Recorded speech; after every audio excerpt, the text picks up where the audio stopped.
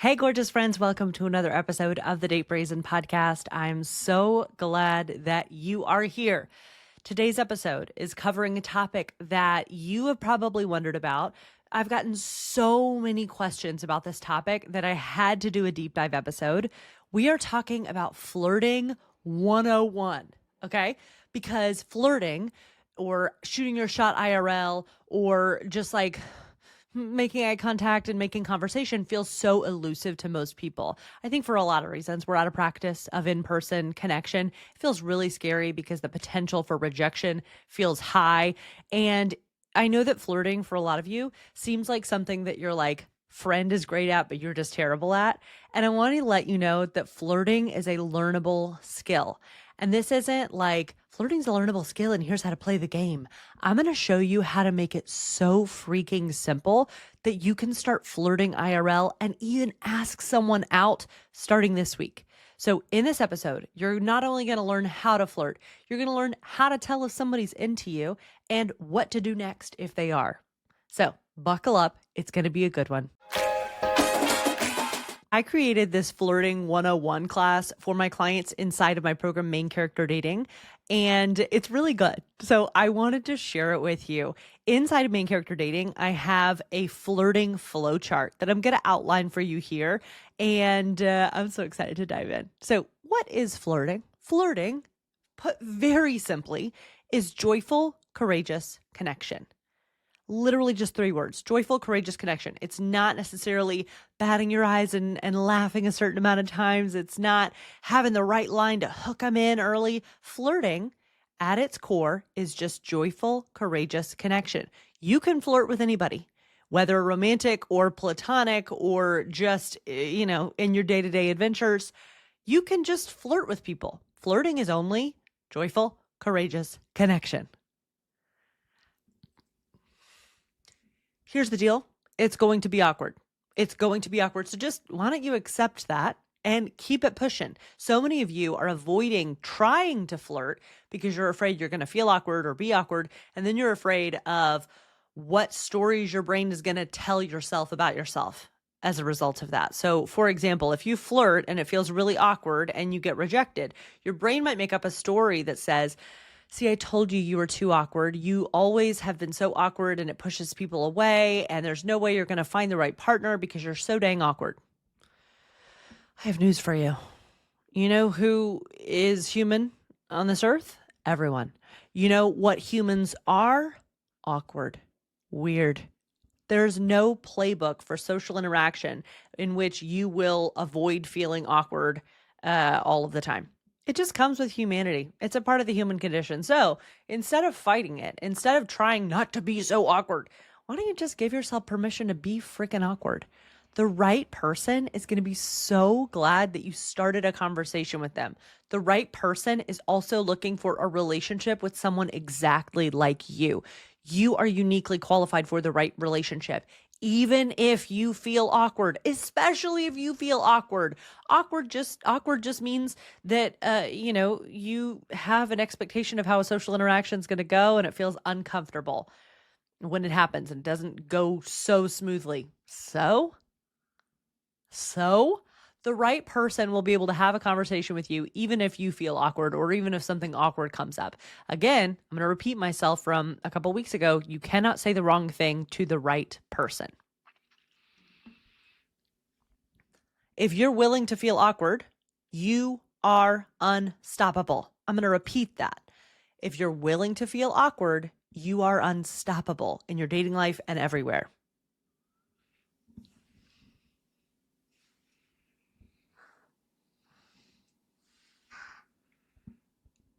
So the point of Flirting 101, this lesson that I'm teaching you, is that you've got to practice, you've got to be willing to feel awkward, and you're going to find your version of flirting along the way. Your version of flirting and my version of flirting might be different. That's okay. It's all at the end of the day, just joyful, courageous connection.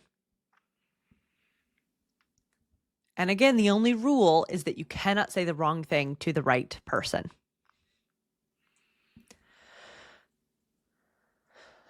Okay, here's the how-to. Okay, are you ready? You're going to take notes? Buckle in. Open your notes app. Get ready. Number 1, you're going to see somebody that you want to start a conversation with. It's going to start as a little bit of small talk, and this is IRL flirting. So, for example, you're at a bar or you're at a restaurant where people are milling about, or you are at a festival, or you're at a pottery class, or you're at a comic book store or at Comic-Con, wherever it is. You're going to see someone that you want to strike up a conversation with, and you're going to go up to them and give them a genuine question or a little bit of a compliment. Hey, I love that book. I love that shirt. How are you doing tonight? Just literally open up the door for the conversation. And if possible, ask a question about something you notice that you're genuinely curious about. So here's how to know if someone is game to have an interaction. It's very simple. If they give you a one-word answer, a polite smile, or they don't smile at all, and they physically turn away from you, their body language turns away from you, they're not interested in having a conversation. You can just move on with your life. It might feel awkward for a moment. It might sting, and it's okay. You shot your shot. It didn't work out. Let's keep it pushing, right? You did nothing wrong in this scenario. You asked a question. You tried to connect. They weren't interested. Moving on. If they respond with a yes and approach, yes and meaning they respond to your question and they maybe turn physically a little bit toward you. They don't turn away from you. Maybe they turn a little bit physically toward you. And maybe they follow up with their own question or their own yeah, this book is really great. I love this author. Are you reading? Have you read it before? Whatever. Then they've opened up the door to conversation, and your job is to pick up that ball and toss it on back. This becomes a sort of game of volleyball in a way. For flirting to happen with another person, there has to be an equal co-creation, an exchange. And you can just start having a conversation with this new person about the book or about the movie or about the, whatever it is, the drink, the cocktail that you're having. Start that conversation. It's a yes and conversation at that point. So that's step one. Just open up the conversation, see if they respond with a yes and. If so, keep going. If they respond with a no, body language wise, and only a one-word answer, then keep it pushing, move on with your life. Step two, look for the fun, connect, and talk. That's all you got to do. With step two, you just keep the conversation going. If during this step you realize that they're in a relationship, they mention a partner or you see a wedding ring or whatever, you can just keep chatting. You're connecting with another human being, and it's not expected that this is a romantic type of flirting. You're just literally connecting with another human being. Remember, flirting is just joyful, courageous connection.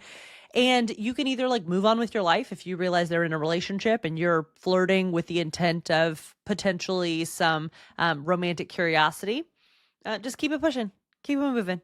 Or you can just connect with this person and move on when it feels right from the conversation.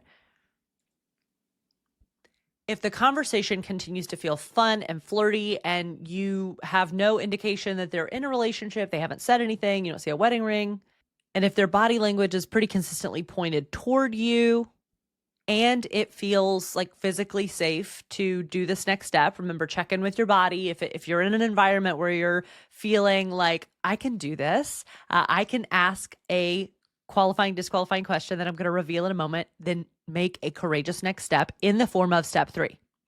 After 5 to 10 to 20 plus minutes, you're going to ask, hey, so are you single? Literally, that's all it takes. You're connecting, you're getting that yes and, you're getting that affirmation with the body language, you're getting that back and forth. It may feel awkward, but that's okay. The right person is going to be so glad that you struck up a conversation. After 5 to 10 to 20 minutes of consistently yes and conversation, you can ask, hey, so are you single? You can ask even this way. I know this is really random, but are you single? Literally, that's all you have to do to get clarity.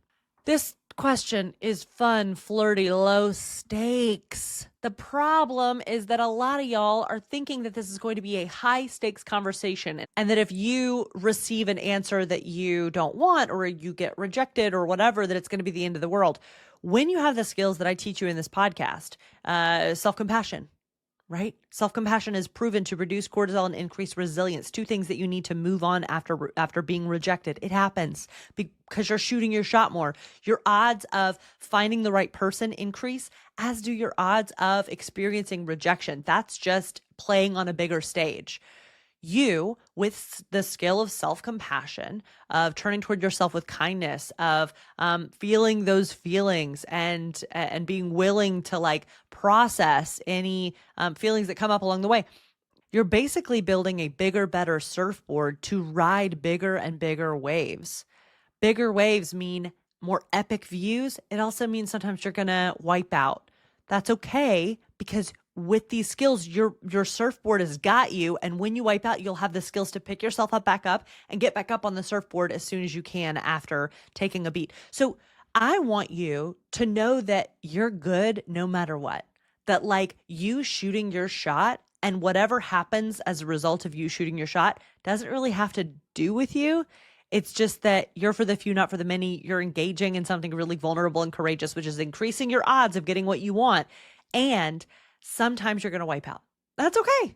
So I want you to just spell this myth that like, if I ask them, are they single? And they answer, no, I'm not single. I'm going to be so embarrassed and I'm going to have to leave the restaurant or the bar or whatever. Okay, leave. No big deal. A lot of you are letting that get you out of the pursuit of what you want because of self-judgment and maybe some shame and fear. And with self-compassion and with the permission to be awkward, the permission to connect, the permission to be human, you're unstoppable.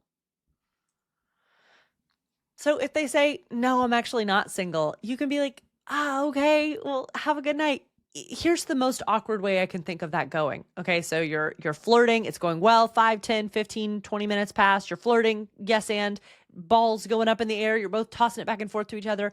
Hey, so random question, are you single? This is the most awkward way it could go. No, I'm actually not single. And then you're like, oh, okay, okay, and then you run away. That's literally like it, like if you feel physically safe in that moment, you're in a good space where, and that is not gonna like mean anything about you. It just means you had an awkward interaction. Oop, not a big deal. If you're willing to feel awkward, you become unstoppable. And if they say, no, I'm not single, you can just like bounce. You can leave. You can like turn to your friend afterward and be like, I just want to celebrate that I shot my shot. It didn't go the way I wanted. And I want to celebrate that I shot my shot. That is amazing. And it's a thank you more please to your brain that you can do courageous things and celebrate yourself for it, that you are alive, you are vibrant and vital, and that you're powerful, that you can do this, and that you're going to be safe along the way because you have your own back. If they say, yeah, I'm single, but I'm really not looking to date right now, you can, just say, okay, cool. Just like wanted to check in, and then you can either leave or keep the conversation going or go to the bathroom. I love a bathroom boundary for this reason, right? Anytime you're feeling like overwhelmed or overstimulated or embarrassed or whatever, just go to the bathroom and have a bathroom break. Take a deep breath in the bathroom, put a hand to your chest, somewhere compassionate, and then keep it pushing. Now, this step 3 of asking, so are you single? It could lead to this outcome. Yeah, I am. Ooh. If you're watching this on YouTube, you're seeing my big facial reactions to this. Maybe some freaking out what happened, maybe some overwhelm, maybe some like excitement, maybe some PT pussy tingle. They say, yeah, I'm single. You can follow up with, amazing. Do you want to grab coffee sometime? I'm single too. Would love to grab coffee or something like that. Like, or you can just say, yeah, I'm single too. Would love to get together sometime. Can I get your number? Shoot your shot. It does not matter who starts the conversation first. They could very well ask you if you're single before you get to it. They could very well ask you out before you ask them out. I'm just talking about, here's how to do it if you want to do it. If you want to shoot your shot, if you want to flirt IRL, if you want to ask somebody out, this is step by step how you do it. It does not matter who shoots their shot first. It does not matter who asks who out first. It matters that the date and the conversation and the relationship is co-created. For example, if you say, hey, so random question, are you single? And they say, yeah, I am single. And then you say, okay, cool, me too. Can I get your number? Would love to get coffee sometime. They give you, their number. So you're more in the driver's seat of that texting interaction. You can always offer your number, but I know a lot of people like to receive it and then decide what they're going to do. And then they will say, how about like we go out to coffee? I love this coffee shop down the road. And then you're like, oh, that'd be really cool. How's next week? And then they say, next week's not good. I have some work stuff, but the next week is good. How about this date? And then you're like, amazing, that date works. And then they're like, okay, amazing, I'll meet you there. Bye. That's a co-created date. In that way, you know that there's equal buy-in, there's equal amounts of emotional labor. If you're talking about a dinner date, how about this neighborhood? Amazing. I know this restaurant. Amazing. I'll make a reservation. Amazing. Right. This like both yes-anding of equal buy-in. So it doesn't really matter who goes first. It matters that it's co-created. And this is possible. This happens every single day with my clients inside of Main Character Dating. They shoot their shot with such confidence and knowing that it will feel awkward along the way because they just have this step-by-step process and they practice. Now, if you ask, are you single? And they say, yeah. And you say, do you want to go out sometime? And they say, oh, no, I'm not really looking to date after you shoot your shot. It'll sting and it's okay. Go to the bathroom. Like keep it pushing, leave the bar. Just know that you're increasing your odds of getting what you want by showing up this courageously and being willing to do it awkward, do it scared, being willing to ride with yourself afterward no matter what happens. 10 seconds of courage is all that it takes to approach somebody and say hello and ask a question. 10 seconds of courage is all that it takes, really, for anything. If you're talking about shooting your shot professionally, or you're talking about shooting your shot with a friend, a new friend, shooting your shot romantically, 10 seconds of courage is really all it takes to get the ball rolling. So really, it's just 3 steps to flirt. You open the conversation with a hello and a genuine question or compliment, wherever you are. You have a conversation, and if it's continuing, body language is good, it's fun, and you ask, hey, so are you single? That's the second step. And then the third step, however they respond, is what you do next, right? If they say no, you go on with your life. If they say, yes, I'm single and I'd like to go out, then you make a date plan, you co-create it with them. That's the 3 steps to flirting IRL and shooting your shot. So your homework after listening to this episode is to listen to it again, take more notes, keep track of any like resistance thoughts that you have. I can't do that because that's not possible for me because, and just have compassion for that voice, for that version of yourself who is really nervous because this is really fucking vulnerable. And I would really encourage you. Episode 221 of the Date Brazen podcast has my practice called SOFT, self-compassion, owning your needs, feeling your feelings, and thoughts, not facts. This is what I recommend running any of those like sticky thoughts through, running them through that framework so that you can have compassion for yourself, know where that fear is coming from, and ultimately come up with a baby step reframe. Like it might be possible that I can try new things. It might be possible that I won't die from feeling awkward. And then suddenly you have more resilience, you have more tools, you're building new neural pathways that support your desire for the right relationship and a courageous love life. So listening to episode 221 will really help so that you can process any of that like resistance or stickiness as it relates to shooting your shot and flirting IRL. This week, I want you to flirt with someone, whether that's a friend or a barista or someone that you have a crush on.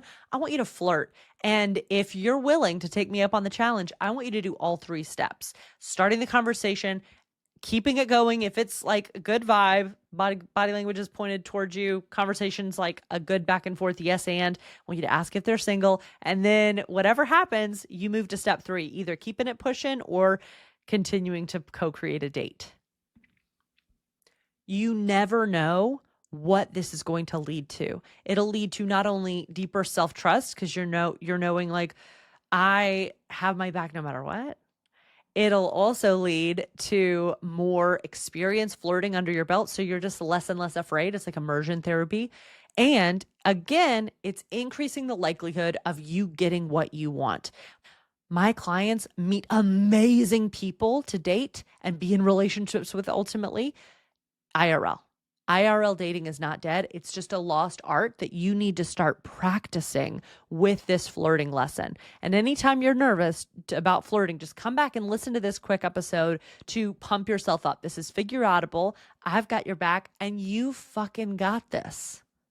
I cannot wait to hear flirting updates. DM me on Instagram at Date Brazen with any flirting updates that you have. I cannot wait to hear them, and I will see you next week.